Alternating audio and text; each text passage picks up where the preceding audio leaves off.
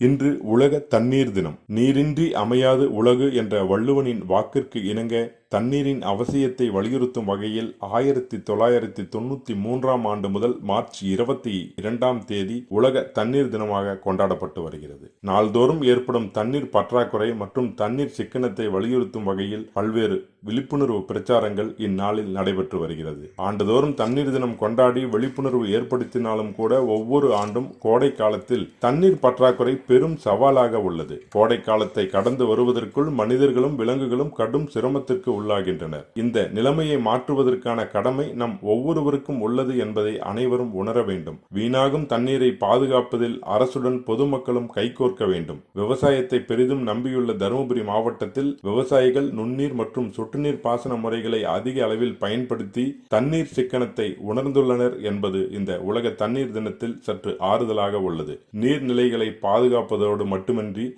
அவற்றில் கழிவுகளையும் குப்பைகளையும் கொட்டாமல் பார்த்துக் கொள்வதும் நமது கடமை என உணர வேண்டும். டிடி தமிழ் செய்திகளுக்காக தருமபுரியில் இருந்து மா. தண்டபாணி.